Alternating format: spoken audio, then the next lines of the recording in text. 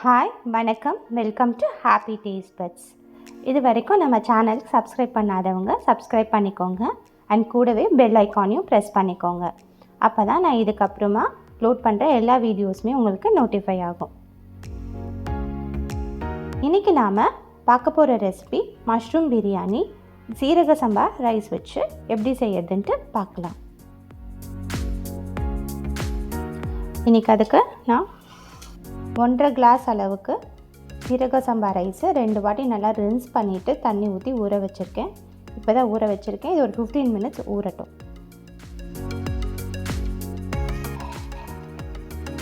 அடுத்து medium size வெங்காயமில் ஒரு 1.5 வெங்காயம் இந்த மாதிரி ஃபைனாக தின்னாக ஸ்லைஸ் பண்ணி எடுத்திருக்கேன். 3 பச்சை மிளகா ஸ்லிட் பண்ணி எடுத்திருக்கேன். 1/2 தக்காளி அதையும் தின்னாக ஸ்லைஸ் பண்ணி எடுத்து வச்சுருக்கேன். ஒரு கைப்பிடி புதினா, ஒரு கைப்பிடி கொத்தமல்லி ரெண்டுமே ஃபைனாக சாப் பண்ணி எடுத்து வச்சுருக்கேன். அண்ட் இதுக்கு நமக்கு ஒரு டேபிள் ஸ்பூன் அளவுக்கு ஜிஞ்சர் கார்லிக் பேஸ்ட்டு தேவைப்படும். வாங்க செய்ய ஆரம்பிச்சிடலாம். ஃபஸ்ட்டு நல்லா திக் பாட்டம்டு பேனில் எந்த பாத்திரத்தில் நீங்கள் பிரியாணி செய்வீங்களோ அதில் ஒரு 2-3 டேபிள் ஸ்பூன் அளவுக்கு கடலெண்ணெய் சேர்த்துக்கலாம். எண்ணெய் சூடானதும் கொஞ்சமாக கேஷ்யூஸ், இது டோட்டலாக ஆப்ஷனல், பட் நான் சேர்க்குறேன். அண்ட் சைட்லேயே நம்ம தம் போட போகிறோம். ஸோ ரைஸை கொதிக்க வச்சு எடுக்கிறதுக்கு ஒரு பாத்திரத்தில் தண்ணி சூடு பண்ண வச்சுருக்கேன் நான். அது நல்லா தலை கொதி வர அளவுக்கு நம்ம அது கொதிக்க வச்சதுக்கப்புறமா தான் ரைஸ் போடணும். பிரியாணி செய்ய ஆரம்பிக்கும் போது அந்த தண்ணி நம்ம வச்சோன்னா கரெக்டாக இருக்கும். அதனால் நான் இப்பயே வச்சுருக்கேன். ஸோ நம்ம பிரியாணி இப்போ செய்ய ஆரம்பிச்சிடலாம். ஒரு 2-3 பிரிஞ்சி இலை, இது சின்ன சைஸாக இருக்கும், நான் 3 சேர்த்துருக்கேன். ஒரு மராட்டி மொக்கு, 2 துண்டு பட்டை, ஒரு 3 லவங்கம், ஏலக்காய். அண்ட் இதுக்கு நம்ம ஒரு 5-6 ஓல் பெப்பர் கார்ன் சேர்த்தோன்னா நமக்கு இதுக்கு ஒரு நல்ல ஃப்ளேவர் கிடைக்கும், எஸ்பெஷலி மஷ்ரூம் பிரியாணி. இப்போ பச்சை மிளகாவை ஆட் பண்ணிடலாம். அடுத்து வெங்காயம் நல்லா ப்ரௌனாக வதங்கி வரணும்.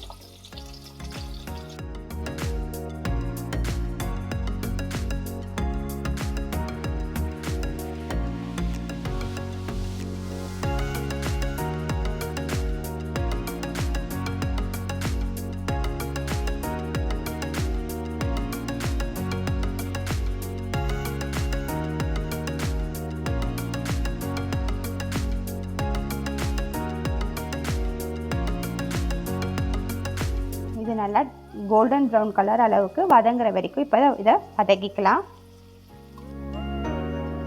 ஆனியன் பார்த்தீங்கன்னா நல்லா ஒரு கோல்டன் ப்ரௌன் கலர் வந்துருச்சு. ஸோ இந்த ஸ்டேஜில் நம்ம எடுத்து வச்சுருந்த புதினாலேருந்து நான் பாதி புதினா சேர்த்துக்கிறேன். அண்ட் கொத்தமல்லியும் அதே மாதிரி எடுத்து வச்சதில் நம்ம பாதி சேர்த்துக்கலாம் இந்த ஸ்டேஜில். அண்ட் ஃப்ளேமை லோ பண்ணிவிட்டு ஒரு டீஸ்பூன் அளவுக்கு சில்லி பவுடர் சேர்த்துக்கலாம். 1-1.5 டீஸ்பூன் சேர்த்துக்கலாம். இது காரத்துக்கு ஏற்ற மாதிரி நீங்கள் சேர்த்துக்கோங்க. இதை லேசாக மிக்ஸ் பண்ணி விடுங்க. மசாலா பர்ன் ஆகக்கூடாது. இந்த மாதிரி எண்ணெயில் சேர்க்கும்போது நமக்கு ஒரு நல்ல கலர் கிடைக்கும், அதுக்காக தான். இப்போ தக்காளி சேர்த்துக்கலாம்.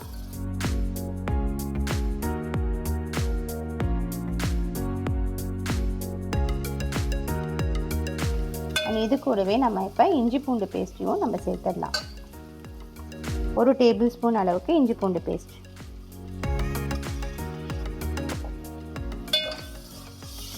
இஞ்சி பூண்டோட பச்சை வாசனை போகிற வரைக்கும் இதை வதக்கிக்கலாம்.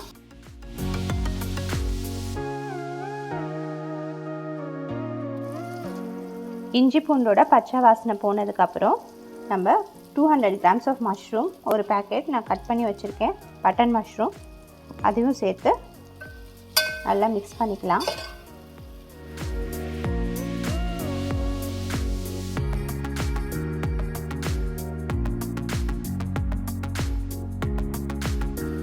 நல்லா மிக்ஸ் பண்ணி விட்டுட்டு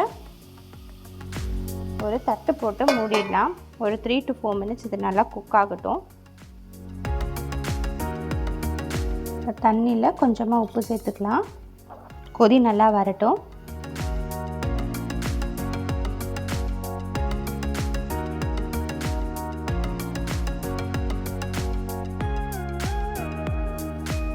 இப்போ இதை ஓப்பன் பண்ணி பார்ப்போம்.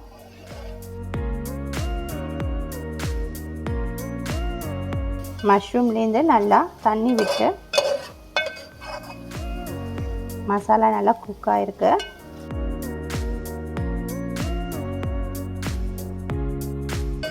ஸோ இந்த ஸ்டேஜில் நம்ம இந்த பிரியாணிக்கு தேவையான உப்பு சேர்த்துக்கலாம். நான் கல் உப்பு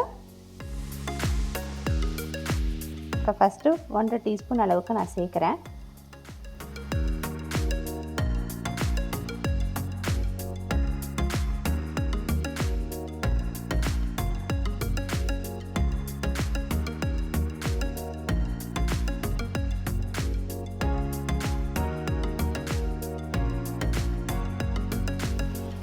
மசாலா நல்லா குக் ஆகி எண்ணெய் வந்து சைடில் நல்லா வர ஆரம்பிச்சிருச்சு. ஸோ இந்த ஸ்டேஜில் நம்ம வந்து தண்ணி சேர்த்துக்கலாம். 100 டம்ளர் அளவுக்கு தண்ணி சேர்த்துருக்கேன். 250 ml அளவுக்கு தண்ணி சேர்த்துக்கோங்க. நம்ம இதில் தக்காளி சேர்த்துருக்கோம், அதனால் நான் தயிர் சேர்க்கலை. தக்காளி சேர்க்கலைன்னா நீங்கள் தாராளமாக வந்து ஒரு 4 டேபிள் ஸ்பூன்லேருந்து 5 டேபிள் ஸ்பூன் அளவுக்கு தயிர் சேர்த்துக்கோங்க. இது நல்லா கொதி வரணும். ஸோ நம்ம இதை ஒரு மூடி போட்டு மூடிடலாம். நல்லா கொதிக்க ஆரம்பிச்சிருச்சு. ஸோ இந்த ஸ்டேஜில் நம்ம ரைஸை போட்டு ஒரு 2 மினிட்ஸ் போல் இதில் பாயில் பண்ணி எடுத்துக்க போகிறோம். இப்போ கரெக்டாக 2 மினிட்ஸ் ஆகிடுச்சு. ஸோ நம்ம அரிசியை வந்து நல்லா ஃபுல்லாக ஸ்ட்ரெயின் பண்ணி எடுத்துக்கலாம்.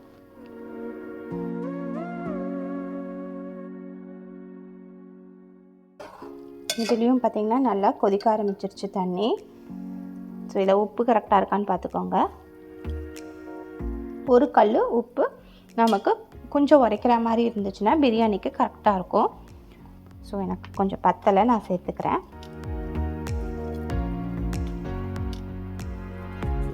இன்னொரு 1/2 டீஸ்பூன் சேர்த்துருக்கேன். ஸோ இந்த ஸ்டேஜில் நம்ம வடித்து வச்சுருந்த அரிசியை சேர்த்துக்கலாம்.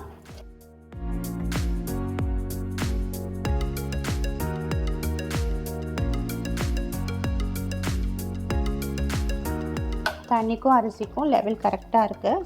இந்த ஸ்டேஜில் மீதி இருக்க புதினா கொத்தமல்லியை சேர்த்துக்கோங்க. அண்ட் கூடவே ஒரு 1/4 டீஸ்பூன் போல் மிளகு சேர்த்துக்கலாம்.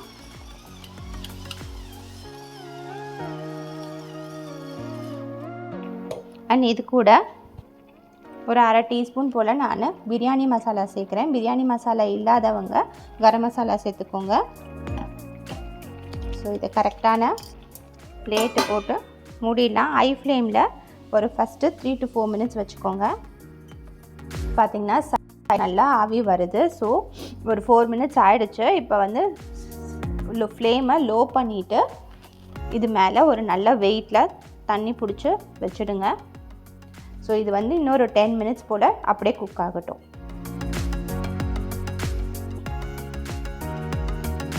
ஸோ 10 மினிட்ஸ் ஆகிடுச்சு. இப்போ திறந்து பார்க்கலாம். இது மேலே ஒரு டீஸ்பூன் அளவுக்கு கீ சேர்த்துக்கோங்க.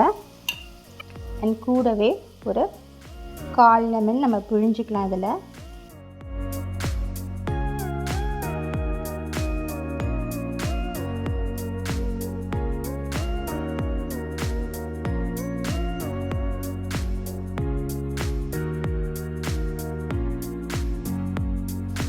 கீழே பார்த்தீங்கன்னா தண்ணி இல்லை. ரைஸும் சூப்பராக குக் ஆகிருக்கு.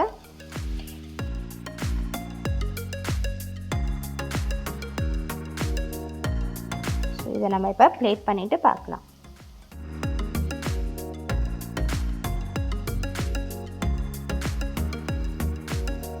மஷ்ரூம் ஒரு குட் சோர்ஸ் ஆஃப் ப்ரோட்டீன். வெஜிடேரியன்ஸ்க்கு இது வந்து ஒரு மீட்டுக்கு சப்ஸ்டியூட்னே சொல்லலாம். நீங்களும் இந்த ரெசிப்பியை கண்டிப்பாக ட்ரை பண்ணி பாருங்கள். இதை ட்ரை பண்ணிவிட்டு உங்களுக்கு எப்படி வந்ததுன்னு எனக்கு கமெண்ட் பாக்ஸில் மறக்காமல் சொல்லுங்கள். அண்ட் இந்த ரெசிபி உங்களுக்கு பிடிச்சிருந்துச்சுன்னா லைக் பண்ணுங்கள், ஷேர் பண்ணுங்கள், மறக்காமல் நம்ம சேனலுக்கு சப்ஸ்கிரைப் பண்ணுங்கள். தேங்க்யூ.